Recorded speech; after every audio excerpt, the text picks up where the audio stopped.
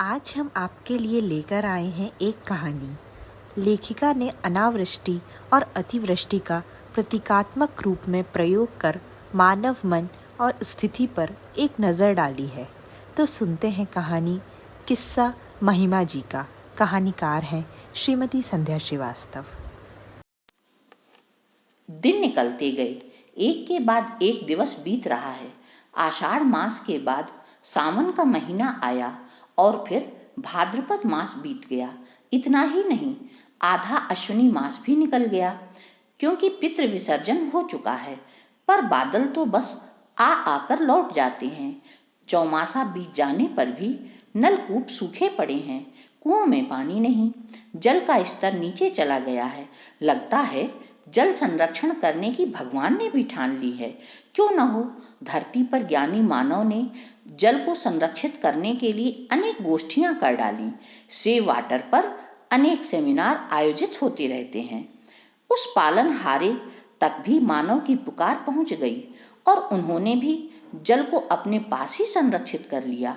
अब परिणाम तो सबको पता है। ताल तलैया सूख गए, मवेशी पानी के लिए तड़प रहे हैं। मानव का जीवन संघर्षमय। मटकी लिए मीलों चलने पर कहीं मिल पाता है पेयजल। ऐसी स्थिति में बूंद बूंद की कीमत तो सबको समझ में आती ही है। मनुष्य इन रजत बूंदों को संभाल कर रखने के लिए नित नए प्रयास करता है। पर चमत्कार तो देखिए, पितृ विसर्जन के साथ ही आकाश में काले बादल घिर आए। लगता है पितरों को विदाई देने के बाद ही उन्हें धरती पर आना था। शारदीय नवरात्र के प्रथम दिवस में आधी रात से ही पानी बरस रहा है। माँ दुर्गा की ऐसी कृपा कि प्रातः काल से ही मूसलाधार वर्षा हो रही है। यद्यपि प्रातःकालीन कार्य ठप्प से हो गए हैं, श्रद्धालुओं को देवी मंदिर जाने में अनेक अड़चने आ रही हैं, तथापि सभी प्रसन्न हैं और बच्चों ने तो छुट्टी ही मना ली है। कुछ उत्साही बच्चे स्कूल जाने के लिए तत्पर हैं, भले ही वो भीग जाएं। यदि इसी तरह वर्षा होती रही तो संभावना है जल का स्तर ठीक हो जाएगा। पर नवरात्रि का उत्साह ठंड आने से पूर्व ही ठंडा हो जाएगा। प्रकृति का ये दुविधापूर्ण नज़ारा सभी देख रहे हैं। जब पानी की आवश्यकता थी तब पानी नहीं बरसा, बिन पानी फसलें सूख गईं और अब जो थोड़ी बहुत फसल खड़ी है वो अतिवृष्टि के कारण नष्ट हो जाएगी। परिणाम कहीं अनावृष्टि से सूखा तो कहीं अतिवृष्टि से बाढ़। फसलों का नष्ट होना भूखमरी और गरीबी का कारण और लहलहाती फसलों की उचित देखभाल न होना भी बर्बादी का कारण। दोनों ही स्थितियों में प्रलय की स्थिति। अब प्रकृति का ये तात्कालिक परिवर्तन मन में अनेक प्रश्न उठाता है। अनेक पर विचार करने के लिए मैं अभी तत्पर नहीं हूँ। पर हाँ, एक बात मेरे मन में आती है कि प्रकृति की तरह मानव जीवन में भी स्थिति दुविधापूर्ण बनी रहती है। जब जो चाहिए तब प्राप्य नहीं है। जीवन की मूलभूत आवश्यकताएं भी पूर्ण नहीं होती। यदि संस्कारों का उचित बल न मिले तो जीवन नया खेना दूभर हो जाएगा और नतीजा भूख और गरीबी की व्याकुलता। कभी इतना उपलब्ध कि पूछिए मत। नतीजा अजीर्ण से परेशान और सात्विकता राजसिकता को लांघकर तामसिकता की ओर झुकती नजर आने लगती है। जीवन का वास्तविक आनंद लेने के लिए दोनों स्थितियां सही नहीं हैं। बस मैं इसी तरह सोच रही थी, अचानक माँ दुर्गा के मंदिर की घंटियां अपनी मधुरता से मुझे सराबोर करने लगी और मुझे महिमा जी याद आने लगी। महिमा जी एक डॉक्टर हैं, सरकारी सर्विस में तो हैं ही, साथ ही प्राइवेट प्रैक्टिस भी करती हैं। 5 वर्ष पहले नवरात्र में ही मेरा उनसे परिचय हुआ था। ये परिचय धीरे धीरे दोस्ती में बदल गया। अधिकतर किसी सार्वजनिक स्थान में मेरी मुलाकात उनसे हो जाती थी। फिर हम एक दूसरे के घर आने जाने लगे। महिमा जी के 2 प्यारे प्यारे बच्चे हैं, एक बेटा और एक बेटी। उनके पति भी सरकारी सेवा में हैं, पर वो अलग रहते हैं। सुनने में आया है कि पति पत्नी की विचारधारा आपस में तालमेल नहीं खाती। महिमा जी एक कुशल डॉक्टर हैं, दयामयी हैं। अपने रोगियों के प्रति उनके मन में अपार स्नेह है। स्वभाव और योग्यता के कारण उनकी प्राइवेट प्रैक्टिस भी खूब चलती है।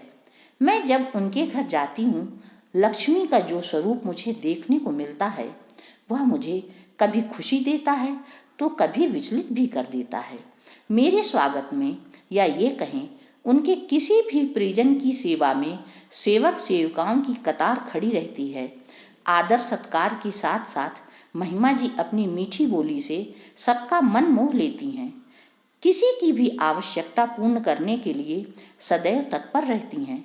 मैं जब जाती कभी कभी उनके बच्चे भी मुझे मिल जाते, पर मैं देखती कि उनमें सामान्य शिष्टाचार भी नहीं है।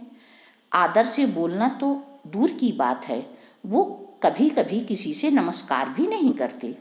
एक दिन उनके घर में अचानक एक बुजुर्ग महिला से मेरी मुलाकात हो गई। बातों बातों में पता चला कि वो महिमा जी की माता जी हैं। मैंने उनके चरण छुए, वो मुझे प्यार से देखती रहीं। उनका सौम्य ममतामय चेहरा मेरे अंतर्मन में बस गया। महिमा जी तो व्यस्त रहती हैं, घर की देखभाल उनकी माता जी ही करती हैं। सभी सेवक सेविका उनके आदेश का पालन करते हैं, वो भी सभी पर अपना स्नेह बरसाती हैं। उनकी माँ बहुत ही शालीन और सुसंस्कृत महिला हैं। उनके एक एक शब्द में उनका प्यार झलकता है। उनसे जब बात होती तो वो बहुत अच्छी तरह बातें करती।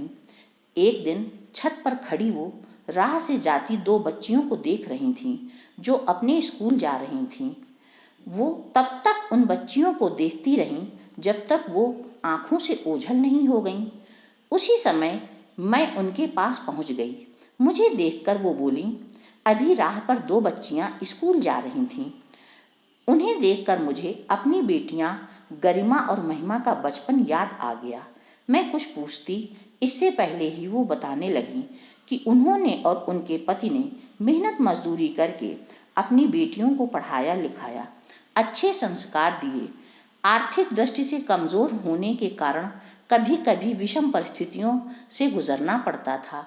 उन्हें और उनकी बेटियों को अनेक शाम भूखा रहना पड़ा और सामान्य आवश्यकताओं से वंचित रहना पड़ा, पर उन्होंने हार नहीं मानी। बेटियों को गलत रास्ते पर नहीं जाने दिया। बड़ी बेटी गरिमा पढ़ने में सामान्य थी, पर वो गुणी बहुत थी। उसका विवाह हो चुका है, दो बच्चे हैं जो पढ़ने में बहुत तेज हैं। वो ब्यूटिशियन है और ब्यूटी पार्लर चलाती है। उसके पति का छोटा सा व्यापार है, वह पैसे के मूल्य को समझती है। उसके बच्चे अनुशासन में रहते हैं। छोटी बेटी महिमा पढ़ने में बहुत तेज थी। कठिन परिस्थितियों में भी वह पढ़ती रही। उसे हमेशा स्कॉलरशिप मिली। बड़ी से बड़ी शिक्षा ग्रहण करना उसका उद्देश्य था। हमने उसे अच्छे संस्कार दिए, वह कभी संस्कारहीन नहीं बनी। आप देख ही रही हैं, वह एक कुशल डॉक्टर होने के साथ साथ ममतामयी भी है। माँ की बातों में सार्थकता थी। इधर बहुत दिनों से महिमा जी के यहाँ मेरा जाना नहीं हुआ था, पर आज अचानक उनका फोन आया। आज उनकी बेटी का जन्मदिन है। शाम 5 बजे एक 5 सितारा होटल में पहुंचना है। फोन आते ही मेरा मन उमंग से भर गया। मैं सुबह से ही तैयारी में लग गई। सोचती रही 16 वर्ष की बेटी को क्या उपहार दूं। बहुत सोच विचार के बाद मैंने उसके लिए एक सामान्य ज्ञान की पुस्तक ली, जिसे मेरी बेटी ने बहुत सुंदर ढंग से सजाया था। निश्चित समय पर मैं पार्टी में पहुंची। वहां का नजारा देखने योग्य था। तथाकथित उच्च स्तरीय नगरीय सभ्यता अपने चरमोत्कर्ष पर थी। महिमा जी सबका स्वागत कर रही थीं। मेहमानों की श्रेणी के आधार पर निर्धारित स्थान पर ससम्मान उन्हें स्थान ग्रहण कराया जा रहा था। उस भव्य पार्टी में प्रतिष्ठित और धनाढ्य लोगों की कमी नहीं थी। महिमा जी का बेटा और बेटी अपने साथियों के साथ मग्न थे। उन्हें तो किसी के साथ नमस्कार करने की भी फुर्सत नहीं थी। आधुनिकता के नाम पर युवा शक्ति का स्वच्छंद और अराजक स्वरूप मैं देख रही थी। मैंने उनकी बेटी को उपहार दिया, पर उसने उसे कोई महत्व नहीं दिया। उसके चेहरे के नकारात्मक भाव को मैंने पढ़ लिया था।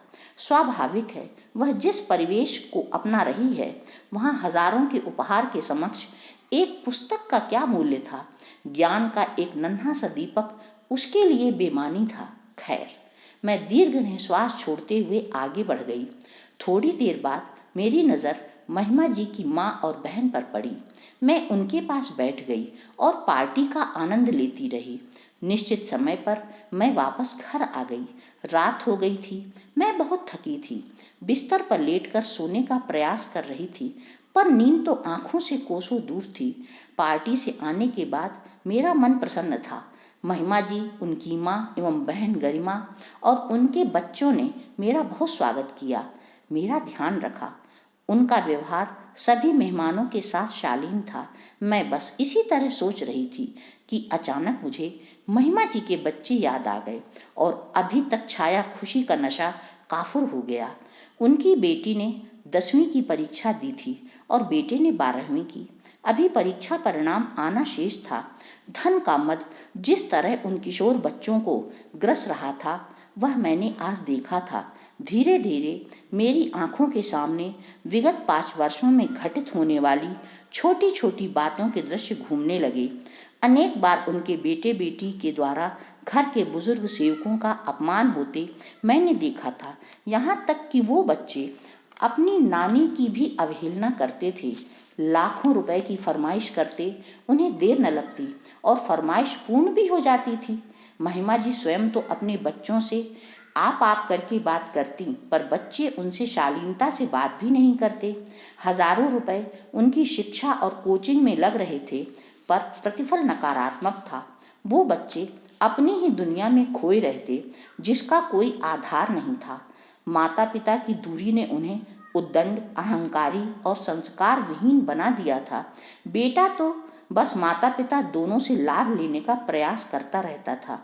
मैं सोच रही थी, महिमा जी ने तो अपने माता पिता को गौरव प्रदान किया है, ये बच्चे उन्हें क्या देंगे?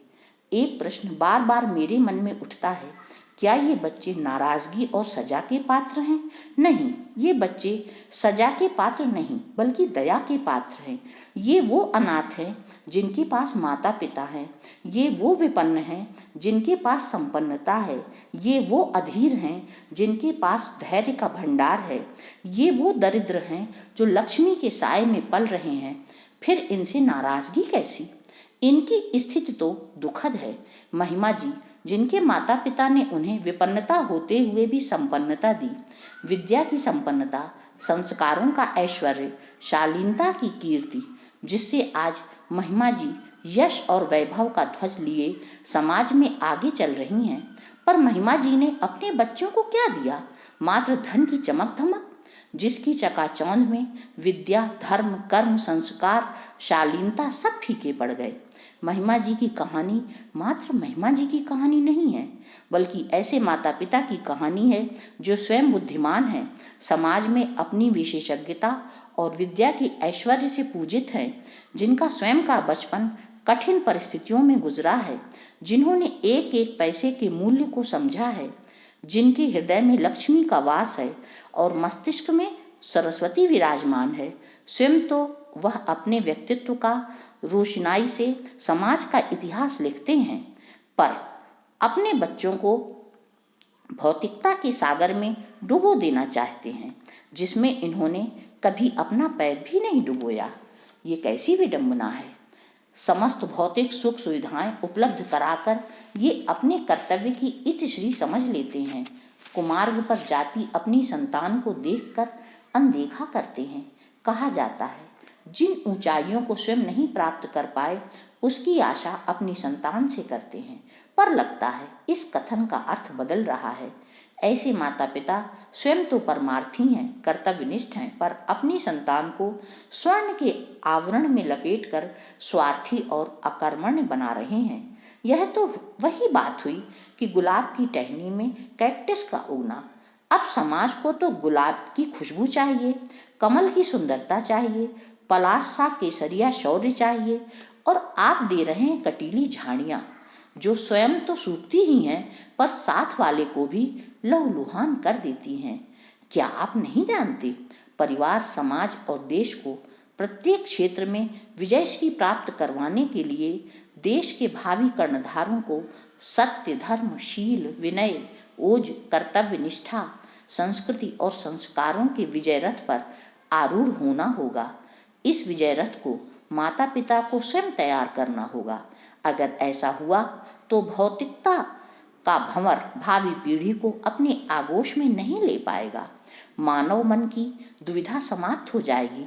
तब न अनावृष्टि का खतरा होगा और न अतिवृष्टि से प्रलय होगी। तब महिमा जी की कहानी दोहरानी नहीं पड़ेगी। शायद आप भी इसी तरह सोचते होंगे। एक बार मेरी बात पर विचार अवश्य कीजिएगा। धन्यवाद।